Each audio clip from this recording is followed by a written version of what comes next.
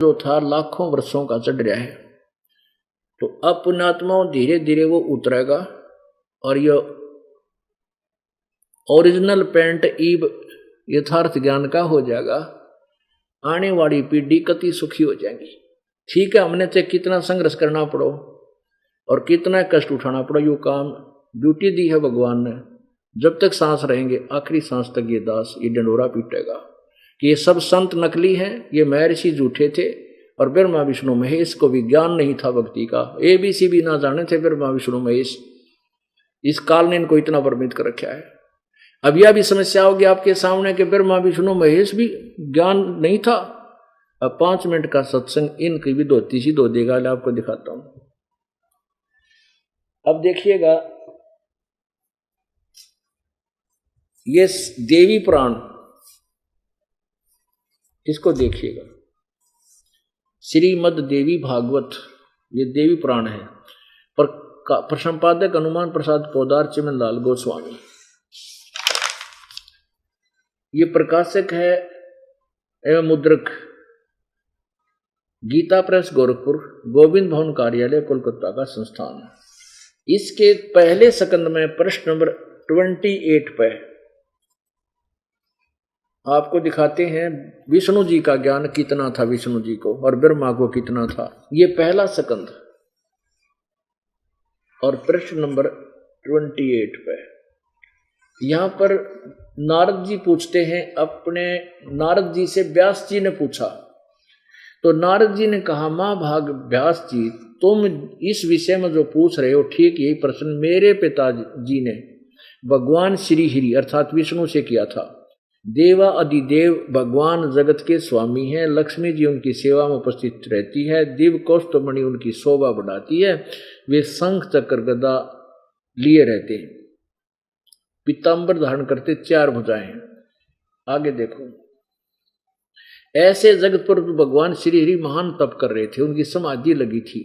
यह देखकर मेरे पिताजी ने ब्रह्मा जी को बड़ा आश्चर्य हुआ, अतः उन्होंने उनसे जानने की इच्छा प्रकट की। ब्रह्मा जी ने पूछा, प्रभु आप देवताओं के अध्यक्ष, जगत के स्वामी, भूत भविष्य एवं वर्तमान सभी जीवों के एकमात्र शासक हैं भगवान, फिर आप तपस्या क्यों कर रहे हो और किस देवता की आराधना में ध्यान मगन है? मुझे आश्चर्य तो ये हो रहा कि आप देवेश्वर, बता ब्रह्मा विष्णु देवेश्वर का है, जब इनके जूत बाज लिए एवं सारे संसार के शासक होते हुए भी समाधि लगाए बैठे। अब क्या उत्तर देता है? ये 29 पृष्ठ पे थोड़ा सा दिखाता हूं, विष्णु जी क्या उत्तर बोले।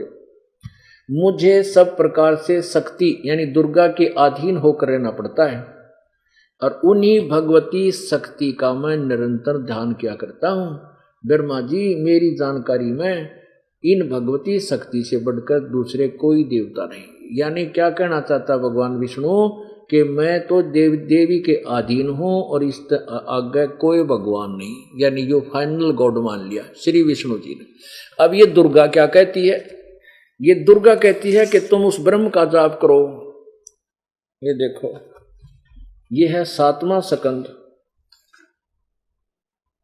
अध्याय नंबर 36 और ये प्रश्न 562 पे।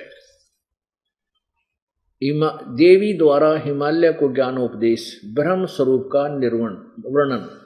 देवी ने कहने लगी, अब यहां से पढ़ेंगे, ये तो ऊपर इसने अपने गप्पे मार रखे। उस ब्रह्म का क्या स्वरूप है यह बतलाया जाता है, जो प्रकाश रूप सबके अत्यंत समीप स्थित हृदय रूप गुहा में स्थित होने के कारण गुहाचर नाम से प्रसिद्ध और महान पद अर्थात परम प्राप्य है। अब प्रजा के ज्ञान से परे अर्थात वह समस्त प्रजा के ज्ञान से परे अर्थात किसी की बुद्धि में आने वाला नहीं है, यह तुम जानो।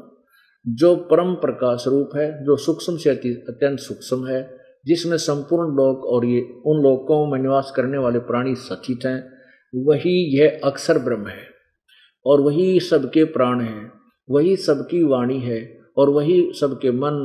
यह परम सत्य और अमृत अविनाशी तत्व है, सौम्य। दुर्गा बतावे है, उस वेदने योग्य लक्ष्य का तुम वेदन करो, मन लगाकर उसमें तन्मय हो जाओ, सौम्य। उपनिषद में कथित महान अस्त्र रूप धनुष लेकर उस पर उपासना द्वारा तीक्ष्ण किया हुआ बाण संधान करो और फिर भावनागुत चित्त से के द्वारा उस बाण को खींचकर अक्षर रूप ब्रह्म को ही लक्ष्य बनाकर वेधन करो। अब क्या बताओ है, कहते परवण तो उसका धनुष है, ओम, उस ब्रह्म का ओम नाम है, जीवात्मा बाण है और उस ब्रह्म को उसका लक्ष्य कहा जाता है। आगे देखो, और वह सब का आत्मा ब्रह्म लोक रूप दिव्य आकाश में स्थित है। अब आ गया ओड इनके ज्ञान का, दुर्गा के ज्ञान का भी आ गया ओड। अब दुर्गा कहती है कि तुम उस ब्रह्म की पूजा करो और विष्णु जी कहते हैं कि मैं दुर्गा तो ऊपर किसी ने भगवान ने ना मानता और मैं मेरी ध्यान में मेरी बुद्धि में तो इससे ऊपर कोई भगवान कोई नहीं है। और दुर्गा बता रही है कि तुम ब्रह्म की साधना करो और वो ब्रह्म ऊपर ब्रह्म लोक में रहता है। अब पुण्यात्माओं, गीता जी अध्याय नंबर 8 के श्लोक नंबर 16 में लिखा है कि ब्रह्मलोक पर्यंत ये सभी पुनरावर्ती में है, ब्रह्मलोक तक जाने वाले का भी जन्म मृत्यु बना ही रहेगा। ये देखिएगा श्रीमद् भगवत गीता इसके 8वें अध्याय के 16वें श्लोक में, यह है अध्याय नंबर 8 और श्लोक नंबर 16। हे अर्जुन, ब्रह्मलोक पर्यंत ये सब लोग पुनरावर्ती में हैं।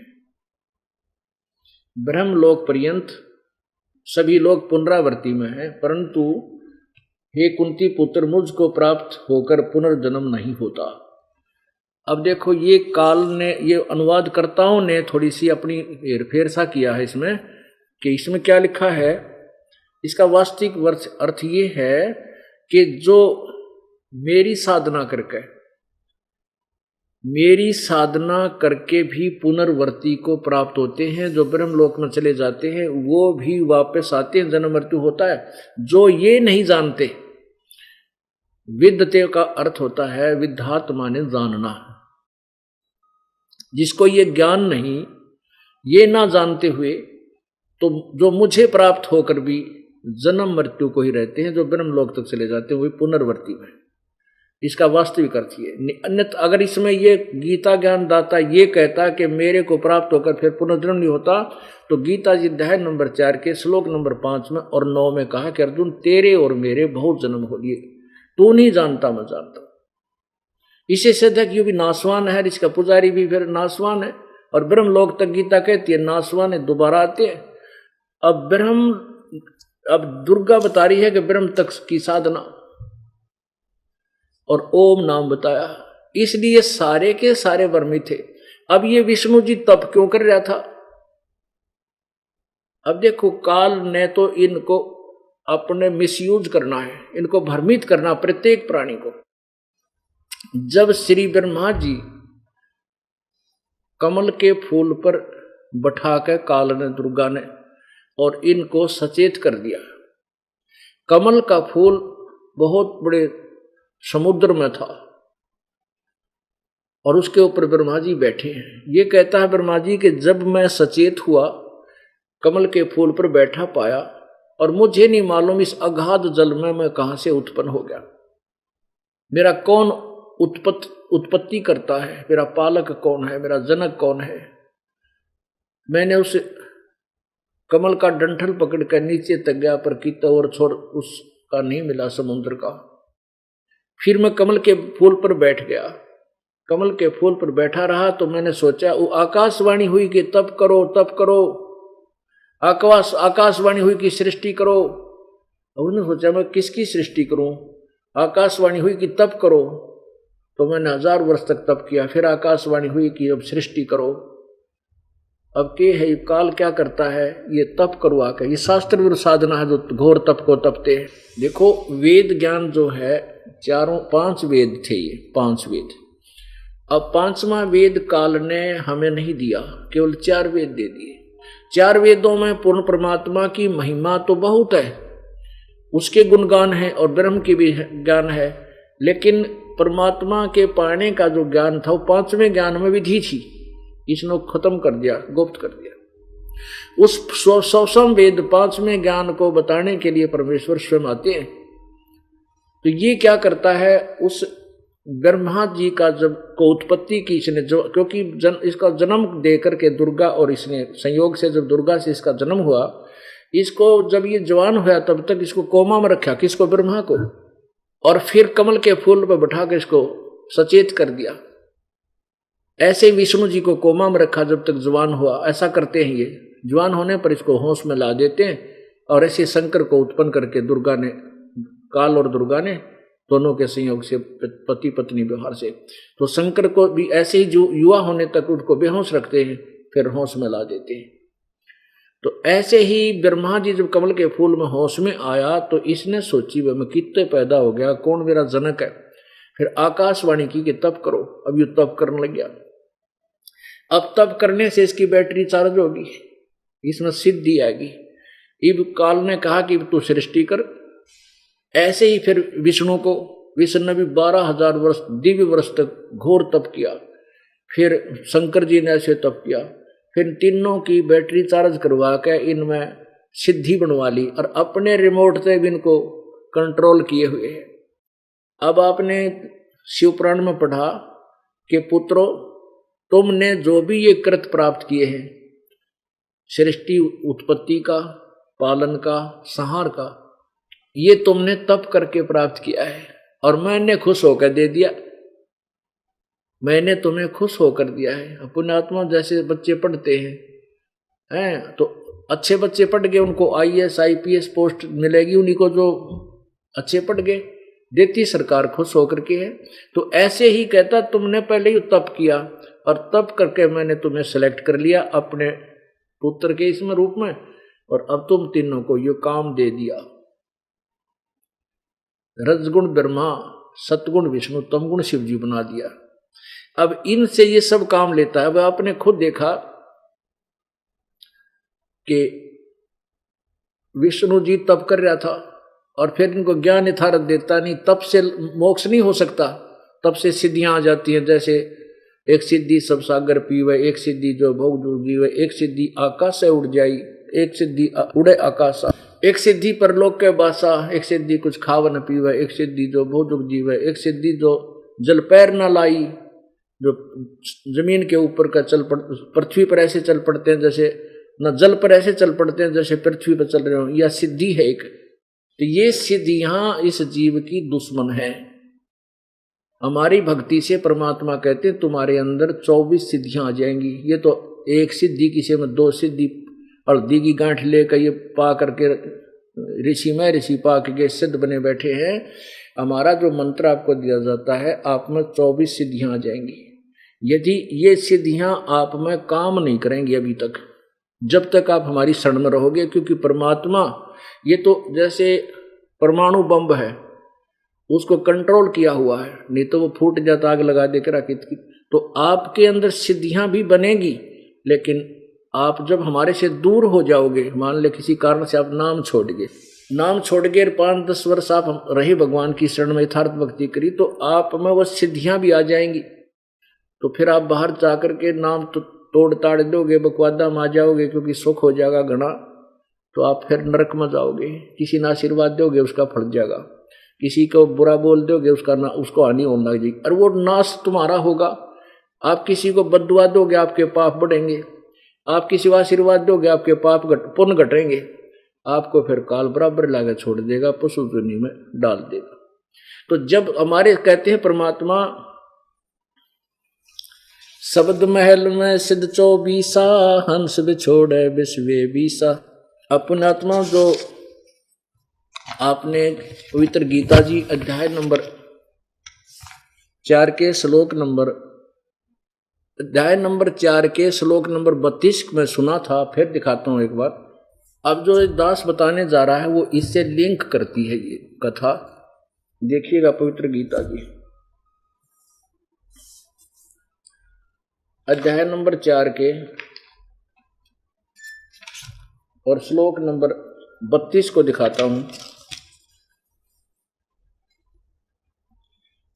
अध्याय नंबर 4 के श्लोक नंबर 32।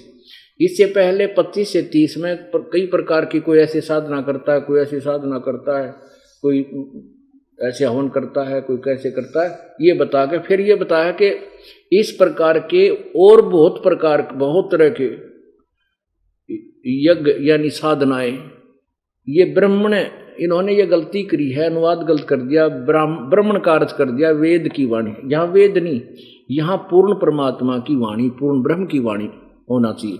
इन्हीं के द्वारा ब्राह्मण का अर्थ देखते, ब्राह्मण है, ब्राह्मण नहीं है, ब्राह्मण है। 17वें अध्याय का अब 23वां श्लोक, ये है 17वें अध्याय का पवित्र गीता जी, अध्याय नंबर 17 श्लोक 23। इसमें क्या लिखा है कि ओम तत्सत इति निर्देश है ब्रह्मण त्रिविध समर्थ है। ब्रह्मण है ओम यानी पूर्ण परमात्मा का तो ओम तत्सत यही एक मंत्र है, 3 प्रकार से सिमरण करने का, इसका वास्तविक अर्थ ही है। और ब्राह्मण यानी विद्वान पुरुष, तत्वदर्शी संत, 3 वेदा, उस ज्ञान के आधार से ही यज्ञ यानी साधना आदि करते थे। पूरा माने प्रारंभ में जो परमात्मा आए थे, उन्होंने भी प्रत्येक युग में ज्ञान दिया था। इनके द्वारा इन्होंने क्या किया कि ओम तत्सत ऐसे 3 प्रकार का ब्रह्मणे का अर्थ हमने देखना है, सच्चिदानंद घन ब्रह्म का। ब्रह्म माने सच्चिदानंद घन ब्रह्म, यानी गीता ज्ञान दाता से कोई और है सच्चिदानंद घन यानी पूर्ण परमात्मा। ब्रह्म का अर्थ ये है, क्योंकि अपना गीता ज्ञान दाता अपने विषय में तो 8वें अध्याय के और 13वें श्लोक में कहता है मेरा तो ओम नाम है बस, और यही अंतिम शास्त्रक सिमरण करने का है। ये देखिए अध्याय नंबर 8 और श्लोक नंबर 13, ये देखिएगा, और ये श्लोक 13। ओम इति एक अक्षरम ब्रह्म व्यवहारण माम अनुसमरण, माम ब्रह्म मुझ ब्रह्म का ओम, यो केवल एक ओम अक्षर है, उच्चारण करके सुमरण करने का। ये प्रयाति तजनदेहम सयाति परमागति, अपना तो केवल ओम बताया है, मेरा एक ओम नाम है।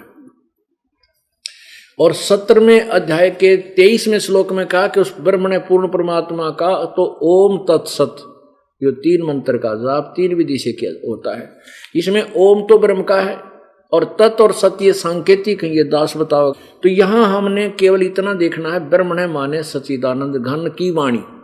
यहां देखिएगा अब 4थे अध्याय का अब ये 32वां श्लोक, ये ब्राह्मण का अर्थ देखना हमने। यहां देखो इस प्रकार और भी बहुत तरह के योग ओह ब्राह्मण माने सच्चिदानंद घन की वाणी में विस्तार से कहे। अच्छा फिर ये 34 में कहा है कि उस ज्ञान को जो वेद की ब्रह्म सच्चिदानंद घन की वाणी में जो कहा है, 4थे अध्याय का 34वां श्लोक, कि उस ज्ञान को जो सच्चिदानंद घन की वाणी में ज्ञान है, उस ज्ञान को तू तत्वदर्शी संतों के पास जाकर समझ। ये 34वां श्लोक है। उस ज्ञान को तू तत्वदर्शी ज्ञानियों के पास जाकर समझ, उनको भली भांति दंडवत प्रणाम करने से, उनकी सेवा करने से और कपट छोड़कर सरलता पूर्वक प्रश्न करने से वे परमात्म तत्व को भली भांति जानने वाले ज्ञानी महात्मा तुझको तत्व ज्ञान का उपदेश करेंगे। अब वो जो सच्चिदानंद घन की वाणी आपको बता रहे हैं, ये सुनाई जा रही है, उस परमेश्वर ने निर्णायक ज्ञान दिया है। कबीर भगवान ने क्या बताते हैं कि हमारे नाम से आपके अंदर 24 सिद्धि आ जाएंगी। पुण्यात्माओं, ये दास इन संतों के छाती में न्यों खटका है, इनकी आंख में कुणक इसलिए बन गया कि मैं इनकी पोल खोल रहा हूं। ये दुनिया को भ्रमित करके चौधरी पाक रहे हैं, और परमात्मा कहते हैं अंधों में अंधे मुखिया बने बैठे।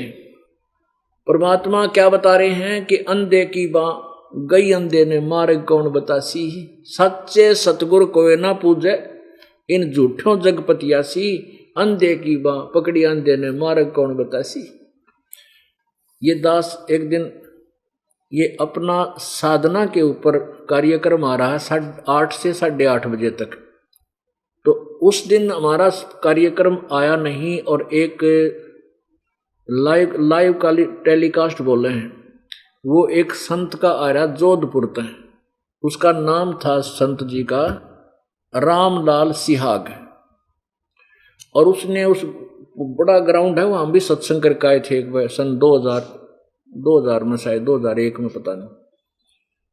वो बहुत बड़ा ग्राउंड है, उसमें उसने लाइन में बैठा रखे सारे श्रोता श्रद्धालु, लाइन में पंक्तियों में, और बीच में 2-2, 3-3 का फुट का अंतर, प्रत्येक व्यक्ति में भी 2-2, 3-3 फुट का अंतर, जैसे बिल्कुल पंक्ति में बैठा रखे।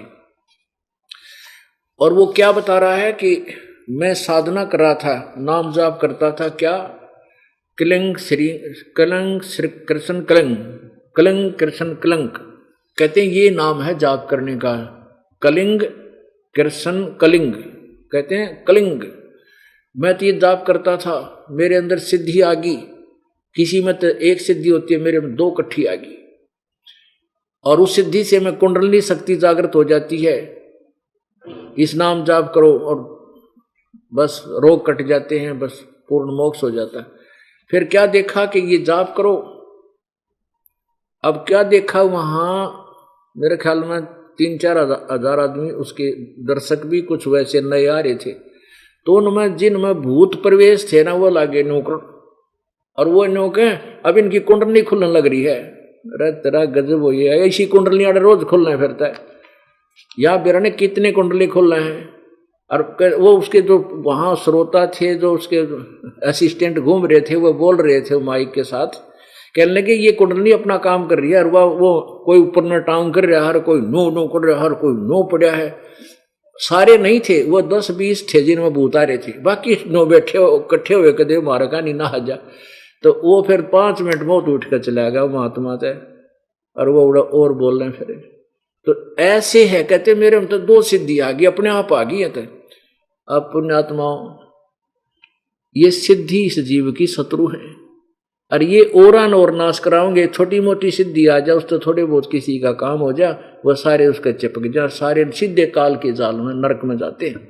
अब वो सच्चिदानंद घन परमात्मा ने की वाणी में, परमेश्वर जी की वाणी में उन्होंने निर्णायक ज्ञान दिया है, बहुत प्रकार का ज्ञान दिया, यो भी बताया कि तो ये साधना करते हैं या ठीक नहीं, या करते हैं या ठीक नहीं, इससे ये फल तो है, लेकिन ये इसका मोक्ष नहीं। इससे शब्द महल में सिद्धि 24 हंस बिछोड़े विश्वे 20, कहते हमारे जो हम नाम आपको देंगे, इसमें 24 सिद्धि आपके अंदर प्रवेश कर जाएंगी, लेकिन ये आपकी शत्रु होंगी जब प्रयोग करने लग गए थे, ये आपको उलझा कर यहीं रख लेंगे, या प्रभु पाक जाओगे, अपने धन को बर्बाद कर जाओगे।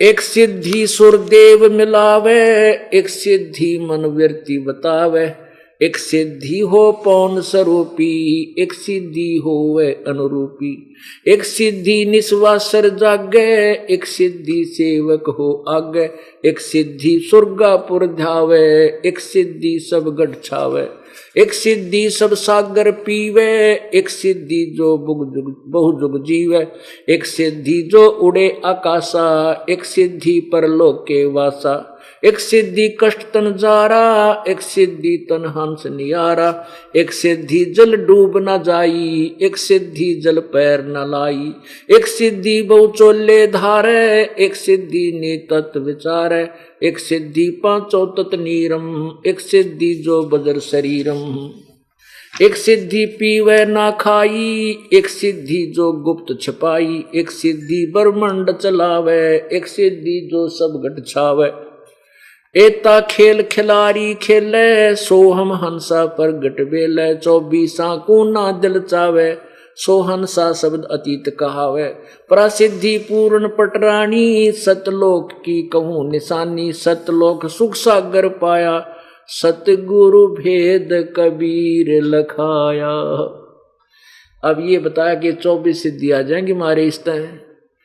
अब एक सिद्धि सब सागर पीवे, एक हल्दी की गांठ मिली थी किसको, अगस्त ऋषि को, 7 सागर पी लिया समुद्रों को, और सबने हाथ जोड़े, मर जाएंगे, सारा बैलेंस बिगड़ जाएगा, दया करके उल्टा फिर कुरला मार दिया, और कहते फिर सागर भर गए। ये एक सिद्धि होती है, और इसी में महर्षि की पदवी पा गया, और देवों में श्रेष्ठ कहा गया एक हल्दी की गांठ पे। एक सिद्धि आकाश से उड़ जाई, जैसे सुखदेव में सिद्धि आ गई थी, आकाश में उड़ जाता, फिर भी मोक्ष नहीं था। उसको पता लगा, बताया गया कि भक्ति कर संपूर्ण संत बना। अगर तूने यहां तक ब्रह्म तक की भी साधना करनी तो अभी परम संत ढूंढ उसी के सतर का, तब तुझे लाभ होगा, अन्यथा न्यून धक्के खाता फिरेगा। तो इन 24 को ना दिल चावे, सो हंसा शब्द अतीत कहावे, और प्रसिद्धि पूर्ण पटरानी, सतलोक की कहूं निशानी। कहते हमारे अंदर तो प्रसिद्धि है, जो असंख्य सिद्धियों की जननी है, वो प्रसिद्धि हमारे साथ है, हमारे पास है, कबीर भगवान के पास। और कहते हैं सतलोक सुख सागर पाया, सतगुरु भेद कबीर लखाया। कि हमने तो कबीर परमात्मा ने, गरीबदास जी कहते हैं मेरे सतगुरु कबीर जी ने मुझे ये भेद बता दिया, और हमने ये सब बकवाद छोड़ दी, इन सिद्धियों की तरफ हमारा मन भी नहीं जाता, और हमें सतलोक प्राप्ति होगी, हमारा मोक्ष होगा। तो इसलिए आप जी को उदाहरण परमात्मा ने आज्ञा और उदाहरण दिया है कि आप भी अपने धन को बोझ बाच के, यानी बिल्कुल बचा के रखो, और अच्छी कमाई करके सतलोक चलने की तैयारी करो। परमात्मा कहते हैं ये संसार समझदाना ही, कहंदा श्याम दोपहरे नो, गरीबदास ये वक्त जाते रोगे इस पैरे नो। बोलो सतगुरुदेव। परम पिता परमात्मा सर्व सृष्टि रचनहार कबीर परमेश्वर, कबीर देव, अल्लाहु अकबर, हक्का कबीर, सत कबीर, वो परमात्मा कौन है? ये वही भगवान है जो बनारस के अंदर सन 1398 में सतलोक से आकर के कमल के फूल पर एक शिशु रूप धारण किया था, और फिर लीला में शरीर दिखा करके बड़े होकर के वो एक जुलाहे का, क्योंकि जुलाहे दंपति को वो प्राप्त हुए, कुछ पिछले संस्कार थे, कुछ पिछले परमात्मा के वचनबद्ध थे उनसे, और फिर बड़े होकर के उन्होंने 5 वर्ष की आयु से ही महर्षि और विद्वान जाने जाने वाले जो प्रसिद्ध विद्वान कहलाते थे उनके ज्ञान में छक्के छुड़ा दिए।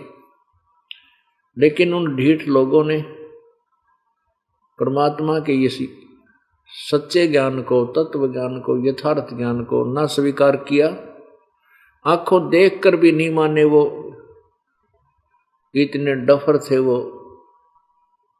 जिनको हम गुरु कहा करते थे, हिंदू धर्म के गुरु कहा करते थे, और परमात्मा उनको वो सदग्रंथों की सच्चाई उस समय भी बताया करते थे कि तुम गलत मार्गदर्शन कर रहे हो, जनता को भ्रमित कर रहे हो, तुम अपने वेदों और गीता जी तथा अपने पुराणों से भी परिचित नहीं हो। इस बात पर वो अनाड़ी हंसा करते थे, मजाक किया करते थे परमेश्वर का, कि देखो भैया ये जुलाहा, ये जुलाहे का बालक, ये धानक शूद्र जाति वाला देखो क्या बोल रहा है, हम संस्कृत के ज्ञाता हैं, ये अशिक्षित है, हम प्रतिदिन वेदों को पढ़ते हैं, वेदों को हमने कंठस्थ याद कर रखा है, और ये हमें कहता है कि तुमने वेदों और गीता और पुराणों का ज्ञान नहीं है। तो श्रोता भी हंसा करते थे कि तो मेंटल है, कबीर तो मेंटल है, बकवाद करता है, ये तो महर्षि हैं, संस्कृत इन्होंने बहुत अच्छी संस्कृत बोलते हैं, और ये तो वेदों के ज्ञाता हैं, और कबीर झूठ बोल रहा है। ओए होए होए। परमात्मा कहते थे निरंजन धन तेरा दरबार, निरंजन धन तेरा दरबार, जहाँ पर तनिक न न्याय विचार, जहाँ पर तनिक न न्याय विचार। भाई वैसा उड़े मुल मुल खासा, गल मोतियों के आर, वैसा उड़े मुल मुल खासा, गल मोतियों के आर। पतिव्रता को मिले न खादी वो सूखा नरस आहार निरंजन, धन तेरा दरबार निरंजन, धन तेरा दरबार। भाई पाखंडी की पूजा जग में, संत को कहें लबाड़। पाखंडी की पूजा जग में, संत को कहें लबाड़। अज्ञानी को परम विवेकी, ज्ञानी को मूड गंवार निरंजन, धन तेरा दरबार निरंजन, धन तेरा दरबार। जहां पर तनिक न न्याय विचार, कह कबीर सुनो भाई साधो, यहाँ सब उल्टा व्यवहार। कहे कबीर सुनो भाई साधो, सब उल्टा व्यवहार। सच्चों को तो झूठ बतावे, इन झूठों का एतबार निरंजन, धन तेरा दरबार निरंजन, धन तेरा दरबार। जहां पर तनिक न न्याय विचार, कहे कबीर सुनो भाई साधो, यहाँ सब उल्टा व्यवहार। कहे कबीर सुनो भाई साधो, यहाँ सब उल्टा व्यवहार। सच्चे को तो झूठा बतावे, इन झूठों का एतबार निरंजन, धन तेरा दरबार निरंजन, धन तेरा दरबार। पुण्यात्माओं, उस परमेश्वर को तो वो नालायक एक संस्कृत भाषा के जानने वाले रिजेक्ट कर रहे हैं और कहते के जाने दुल्हा दानक सुधर जाति वाला अशिक्षित। पुण्यात्माओं, परमेश्वर कहा करते थे भाई वेद मेरा भेद है, मैं ना वेदन के माही, और जौन वेद से मैं मिलूं ये वेद जानते नाही।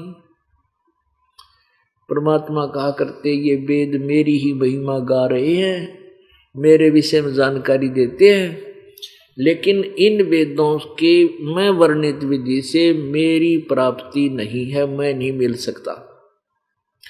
और जिस वेद से मैं मिलूं वो वेद जानते ना, जिस वेद से वो सबसम वेद, वो तत्व ज्ञान, जैसे गीता जी अध्याय नंबर 4 के श्लोक नंबर 32 में कहा है कि जैसे अर्जुन तेरे को मैंने 24 से गीता जी अध्याय नंबर 4 के 25 से लेकर 30 तक जो ज्ञान दिया है कि कुछ ऐसी साधना करते हैं, कोई देवता पूजते हैं, कोई तप करते हैं, कोई मुंह पर पट्टी बांध कर तीक्ष्ण यानी व्रत अहिंसा व्रत रखते हैं, कोई स्वाध्याय करते हैं,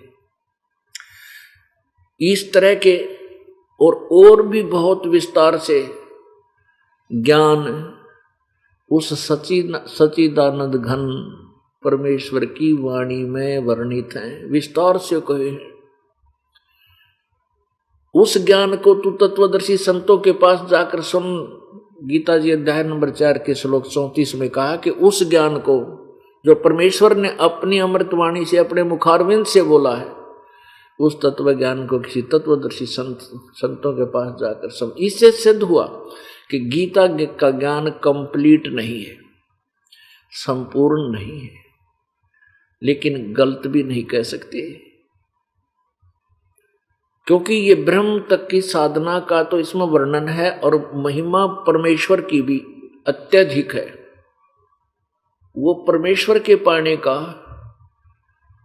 यथार्थ ज्ञान उस सच्चिदानंद घन की वाणी, कबीर वाणी में, परमेश्वर की वाणी में है।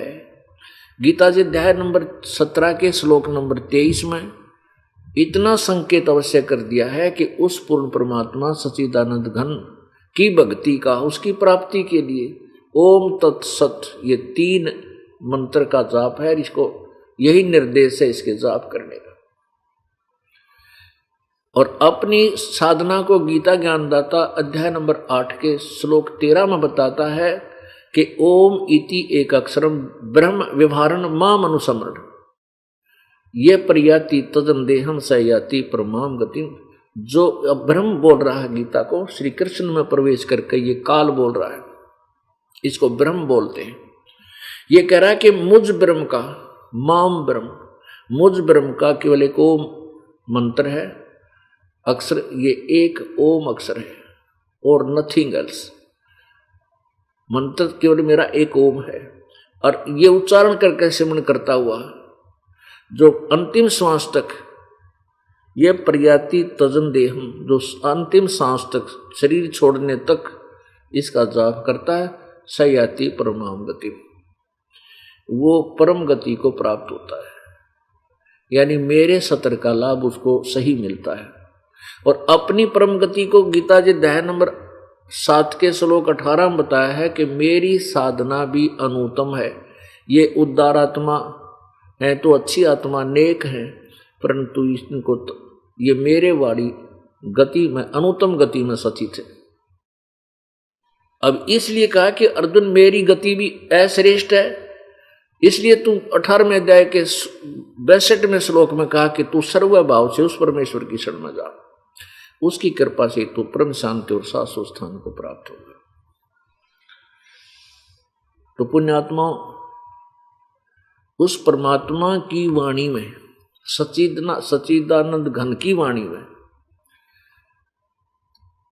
वो परमात्मा के पाने का विशेष विवरण है। जैसे परमात्मा कहते हैं, सो हम शब्द हम जग में लाए, सार शब्द हम गुप्त छुपाए, धर्मदास तोय लाख दुहाई, ये सार शब्द की तबार न जाई, सार शब्द बार जो पर ही, बिचली पीढ़ी हंस न तरही। धर्म फिर कहते हैं कि ये सोहम शब्द किसी भी शास्त्र में नहीं है, कबीर परमेश्वर की वाणी के अतिरिक्त। पुण्यात्मा, परमात्मा ने कहा था कि सोहम शब्द हम जग में लाए, लेकिन सार शब्द फिर भी हमने गुप्त छुपा रखा है, इसका उन्होंने किसी को नहीं दिया। और जब तक सार शब्द, ये सार नाम हमें नहीं मिलेगा, तब तक मोक्ष नहीं हो सकता। ये क्यों छुपाया था? आपके लिए। ये बिचली पीढ़ी शुरू होनी थी, प्रारंभ होनी थी सन 1947 तक, जब हिंदुस्तान आजाद हुआ। सन 1951 में दास का जन्म हुआ। इस बिचली पीढ़ी को के लिए ये अमृत ज्ञान प्रचार करने के लिए मुझ दास को भेजा परमेश्वर कबीर जी ने। आज से 600 वर्ष पहले जाति यानी छुआछूत चरम सीमा पर केवल एक वर्ग था जो सदग्रंथों को पढ़ने का अधिकारी था, दूसरे को अधिकार नहीं। ऐसा जटिल बांध दिया था काल ने। उस समय परमेश्वर अपनी लीला करके गए कि भगवान कैसा होता है, वो क्या करता है, और वही आज वेद प्रमाण कर रहे हैं, वेद प्रमाण कर रहे हैं। तो उसलिए धर्मदास जी से कहा था, धर्मदास जी पहले विष्णु उपासक थे। ये जैसे आप घिसी पिटी साधना कराया करते, ये वो न्यू कराया करते, गीता जी का पाठ करना, एक गायत्री मंत्र बना रखे नकलिया ने, ओम भूर्भुवः स्वः तत्सवितुर्वरेण्यं भर्गो देवस्य धीमहि धियो यो न प्रचोदयात्। इस मंत्र को बिगाड़ रखे इन्होंने। ये पवित्र यजुर्वेद का अध्याय नंबर 36 का मंत्र नंबर 3 है। और इन्होंने इसकी अभी तक तो ना तो इन ऋषियों ने बेरा था यो कितना मंत्र आया है, और इसका घना ढोल पीट रखा था इसमें ऋषि दयानंद ने। इसने अपने सत्यार प्रकाश में लिखा है इसको गायत्री मंत्र के अनुवाद में कहते हैं ये ओम भूर्भुवः, ये 3 तो उसके तैतरीय आरंग कैसे लिए हैं, और वो आगे जिक्र नहीं किया, अगले क्या लिए हैं। इससे सिद्ध है कि इसमें ऋषि ने ज्ञान भी ना था, वेदों का भी ज्ञान नहीं था। इस गायत्री मंत्र तुमने गायत्री बना रखा यू है कि सांगे नो बिना बेरा था, नो कह तैतरीय आरंग कैसे ले रखा है। यानी एक तैतरीय नाम के एक समुदाय था जो भक्तों का, और उस तैतरीय की उत्पत्ति दिखा दें आपने, इसमें विष्णु पुराण में लिख रखा है, और तरह गजब हुई है। अब तो उसमें क्या लिखा कि तैतरीय आरंक्य में लिखा है, तो उसमें इससे सिद्ध है कि इनको नोबिना बेरा था कि यो गायत्री मंत्र है क्या, नहीं तो सीधा लिख देता कि यजुर्वेद अध्याय नंबर 36 का मंत्र 3 है, जैसे वेद का ज्ञान होता है। इस क्या नाम है, मैं ऋषि ने, इस कथित में ऋषि ने जो ज्ञान होता तो सीधा लिख देता, ये इसको ज्ञान ही नहीं था। अब आपको दिखाते हैं जो ये इन्होंने जो गायत्री मंत्र का गाटा जोड़ रखा था, ये क्या चीज है, कहां से आया है, ये आपको दिखाते हैं। ये देखिएगा सत्यार्थ प्रकाश, ये अंदर अथ सत्यार्थ प्रकाश है। अब देखो इसमें लेवल तो ला रखा है शुद्ध देसी घी कर भर रखी गधे की लीद दयानंद ने। इसमें क्या बोल रखा है इसने कि ये जो सत्यार्थ प्रकाश में लिख रहा हूं वेद आदि सद ग्रंथों के शास्त्रों के आधार से लिखा है, उनसे लिया हुआ निर्णय उन्हीं का ज्ञान है। ये देखो अथ सत्यार्थ प्रकाश है, वेद आदि विविध सदशास्त्र प्रमाणई समन्वित, वेद आदि विविध सदशास्त्र प्रमाण समन्वित श्रीमत् परमहंस परिव्राजक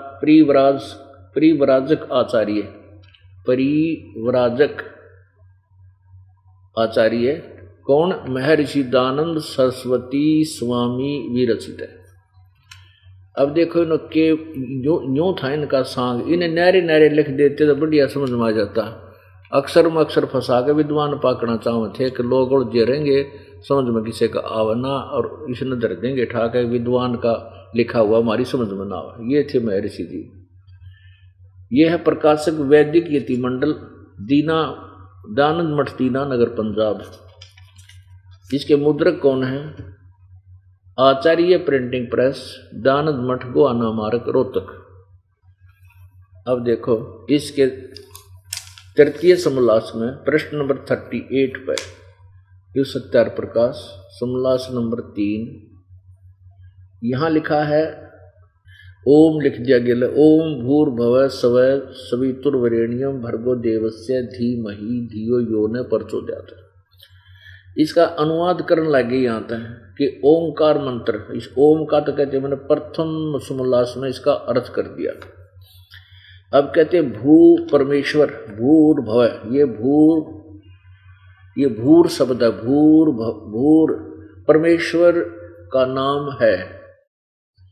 भू माने भू परमेश्वर का नाम है, ये इसका आगे व्याख्या की है। हम जो लेना चाहते हैं वो देखेंगे। फिर भव है, भू है, यह सवृत यान जो विविध जगत व्यापनोति से व्यान है, और जो नानाविध जगत के व्यापक होने का सबका धारण कर रहा है, इसलिए परमेश्वर का नाम सव है। ये तीनों वचन तैतरीय आरंक्य के हैं। हृदय में ऋषि ने नोबेरा होता, वेद ज्ञान इसको होता, ये बकवाद ना बोलता। ये नहीं कहता कि ये तृतीय आरंक्य के, ये सीधा कह देता यजुर्वेद अध्याय नंबर 36 का मंत्र 3 है। ये आपके सामने दिखाता दास, और इसी का लिखा हुआ इसने अनुवाद भी कर रखा। इससे सिद्ध है कि ये भांग पिया करता सचमुच, और वो प्रमाणित हो गया इनकी। इसमें भी एक पुस्तक और है, वो और दिखाऊंगा आपने। अब देखिएगा ये यजुर्वेद, पवित्र यजुर्वेद, इसके अनुवाद करता भी ये महर्षि दयानंद सरस्वती हैं, जो आर्य समाज प्रवर्तक हैं। ये कहाँ से प्रकाशित है, प्रकाशक है सार्वदेशिक आर्य प्रतिनिधि सभा 2/5 महर्षि दयानंद भवन रामलीला मैदान नई दिल्ली। ये है प्रकाशक सार्वदेशिक आर्य प्रतिनिधि सभा 2/5 महर्षि दयानंद भवन रामलीला मैदान नई दिल्ली। यजुर्वेद ये किसने भाषा की, इसका अर्थ किया है महर्षि दयानंद सरस्वती कृत, संपूर्ण 40 अध्याय। कहाँ से छपा है, Prince offset printers 1510 Pataudi house Daryaganj. अब देखिएगा अध्याय नंबर 36। ये देखिएगा अध्याय नंबर 60 माने 36 30 6 60 अध्याय। और ये मंत्र नंबर 3 ये है भूर्भुवः स्वः तत्सवितुर्वरेण्यं भर्गो देवस्य धीमहि धियो यो न प्रचोदयात्। इसमें ओम शब्द नहीं है, ओम अक्षर नहीं है। भूर्भुवः स्वः तत्सवितुर्वरेण्यं भर्गो देवस्य धीमहि धियो यो न प्रचोदयात्। और यहाँ इसने अनुवाद किया स्वामी जी ने, हे मनुष्यों, जो हम लोग भू कर्मकांड की विद्या और भुवः उपासना कांड की विद्या और स्व ज्ञान कांड की विद्या को संग्रह पूर्वक पढ़ के जो हमारी धारणावती बुद्धियों को प्रेरणा करे। अब देखो यहाँ भू का अर्थ कर्मकांड की विद्या, भू का अर्थ उपासना कांड की विद्या और स्व माने ज्ञान कांड की विद्या एंड बैंड लिख रखा है।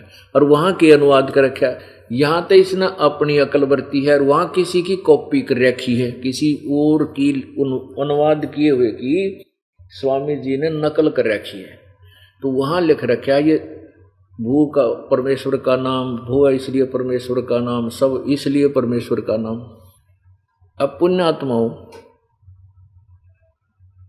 अब इस महापुरुष को इबके संज्ञा दाम यो महर्षि था या ना था, इससे सिद्ध है कि ये तथ्य इसका सत्य है कि ये भांग पिया करता और भी कई चीज इनकी। बाकी हम आपको केवल इतना दिखाना चाहते हैं कि ज्ञान और अज्ञान का कितना अंतर है। परमात्मा कबीर जी आए थे, उस परमेश्वर के तत्व ज्ञान को इन ऐसे नकली ऋषियों ने ऊपर नहीं आन दिया। और ऐसी बेहूदी बात इस महर्षि ने सत्यार प्रकाश में कबीर भगवान के बारे में लिखी है जो एक शोभा नहीं देती। लेकिन लाल को कोई कौड़ी कहेगा, उसके कहने के कौड़ी हो जाएगी, वो तो उसकी बुद्धि के सतर का पता लग जाता है, यो कितना बुद्धिमान है, यो कितना परिचित है लाल से। बस इतनी सी बात है। अब देखिए समग्र क्रांति के महर्षि दानंद एक पुस्तक है, महर्षि दानंद समग्र क्रांति के अग्रदूत, संपादक है स्वामी सत्यप्रकाश सरस्वती, डॉक्टर रतन कुमारी विश्वविद्यालय संस्थान इलाहाबाद। इसमें महर्षि दानंद जीवन व्रत और कर्तृत्व, लेखिका हैं डॉक्टर उषा ज्योतिषमती MSc DPhil। महर्षि दानंद निर्वाण सती निबंधमाला प्रथम पुरुष संपादक स्वामी सत्य प्रकाश सरस्वती, प्रकाशक हैं रतन कुमारी स्वाध्याय संस्थान विज्ञान परिषद भवन महर्षि दानंद मार्ग इलाहाबाद। ये छपी मुद्रक कौन है? सरयो प्रसाद पांडे, नागरी प्रेस, आलोक विभाग इलाहाबाद। इसके प्रश्न नंबर 21 दिखाते हैं आपको। पहले हमने यहां से चलना पड़ेगा 20 से, क्योंकि 21 पे थोड़ी सी मिस प्रिंट है। यहां लिखा है कि 1912 विक्रमी संवत समाप्त हुआ और 1913 में अगले 5 वर्ष में कानपुर या प्रयाग के मध्यवर्ती अनेक प्रसिद्ध स्थान मैंने देखे। अब यहाँ उसके आगे चलता फिरता ये कहाँ पहुँच गया? तत्पश्चात जिस वस्तु की खोज में था उसके अर्थ उसके लिए आगे को चल दिया। और आसुद सुदी 2 संवत, ये 1313 गलती से मिसप्रिंट है, 1913 है, को दुर्गा कुंड के मंदिर पर जो चंडालगढ़ में था पहुंचा। वहां 10 दिन व्यतीत किए। यहाँ मैंने चावल खाने सर्वथा छोड़ दिए और केवल दूध पर अपना निर्वाह करके दिन रात योग विद्या के अध्ययन में और अभ्यास में तत्पर रहा। दुर्भाग्यवश वहां मुझे एक बड़ा दोष लग गया, अर्थात भांग पीने का स्वभाव हो गया। अरे वाह महर्षि, और जो कई बार उसके प्रभाव से मैं सर्वथा बेसुद्ध हो जाया करता, बेहोश हो जाता था। देखिए क्या कह रहे हैं कि मैंने चावल खाने छोड़ दिए सर्वथा बिल्कुल, और केवल दूध पर अपना निर्वाह करके दिन रात योग विद्या में के अध्ययन में और अभ्यास में तत्पर रहता था। अरे भांग पी ली जब, वो योग अभ्यास तब बाढ़ में गया तेरा, लोगों ने न्यो मूर्ख बनाया गया बेमतलब की बकवाद करके। अब जब भांग पी ली, वह भांग पी है पाचन्यों का योग अभ्यास में बड़ा संलग्न रहता था। अब परमात्मा यही बताना चाहते हैं कि जैसे ये भूर्भुवः ओम भूर्भुवः का घाटा जोड़ रखा था इन्होंने, वही बड़ी, ये मंत्र बहुत ही अच्छा है, इसका जाप करो और मोक्ष हो जाएगा और न्यू हो जाएगा। अरे ये तो एक भगवान की, परमेश्वर पूर्ण परमात्मा की महिमा का, उस इतने बड़े यजुर्वेद का एक मंत्र है, और इस एक मंत्र के जापते हैं और तुम मोक्ष हो जाओगे। फिर तो निर्य मंत्र इन सारे इकट्ठे ना क्यों घोट ले, जो चारों वेदों को चतुर्वेदी कहलाते थे, चारों वेदों को कंठस्थ याद रखते थे। और याद जब रहेंगे, जब डेली अभ्यास करेगा उसका, नहीं तो दूसरा तीसरे दिन सारे रिवाइज करने पड़ेंगे। डेली पहले को रोज बोलता रहे, फिर दूसरे को, तीसरे को, यानी दोहरावेगा, जब याद रहेंगे, बार बार रिपीट आवर्ती करेगा, तो वो तो कति पार हो गया होगा फिर, जिसने चारों वेद इकट्ठे याद कर रखे होंगे।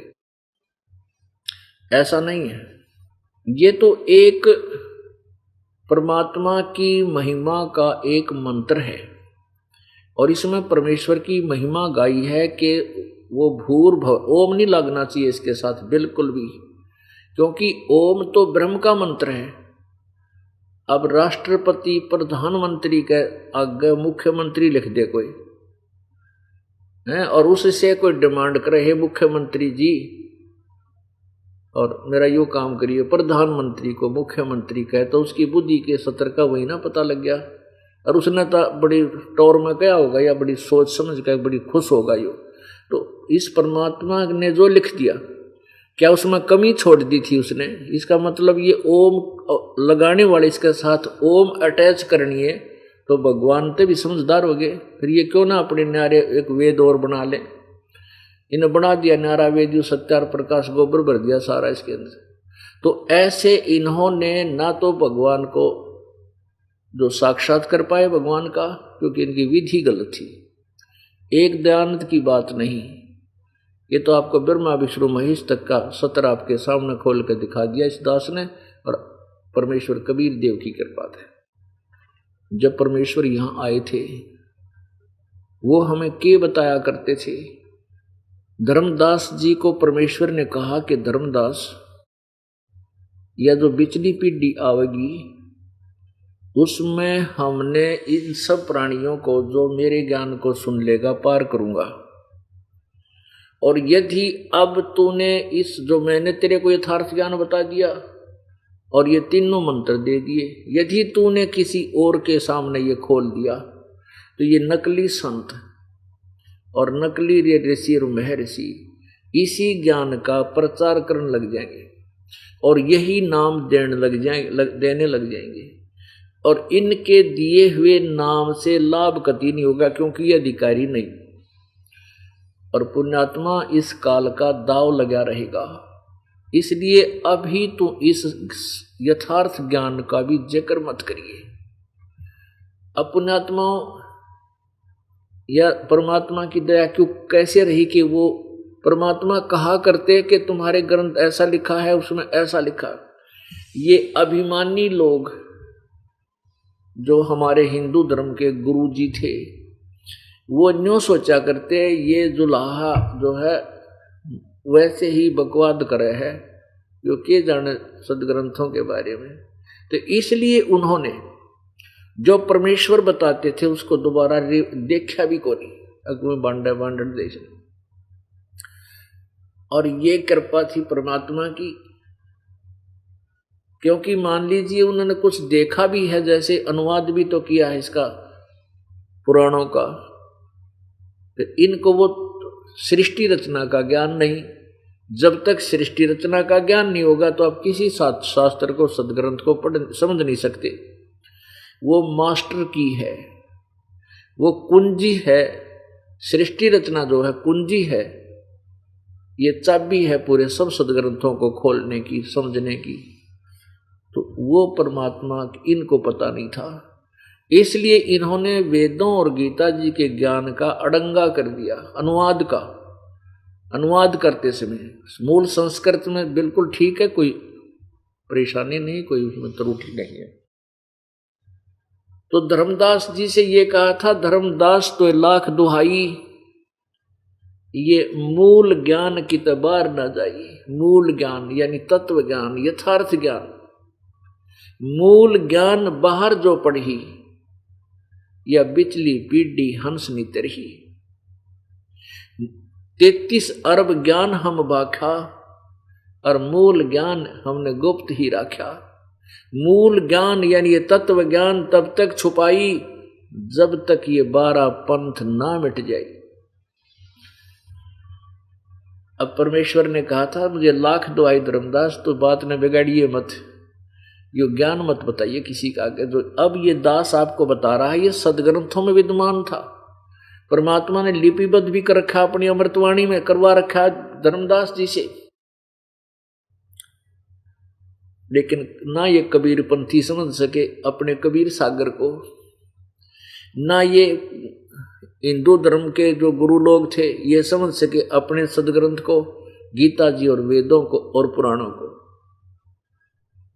अब परमात्मा ने कहा था कि मैं अब जो आया हूं सन 1398 से सन 1518 तक 120 वर्ष परमात्मा एक परम जगत गुरु तत्वदर्शी संत की भूमिका करके, एक दास की भूमिका करके, एक सिंपल मैन की भूमिका करके, साधारण व्यक्ति की भूमिका करके सन 1518 में मगहर स्थान से, मगहर एक छोटा सा कस्बा है, गोरखपुर शहर से 30 किलोमीटर की दूरी पे वो कस्बा है।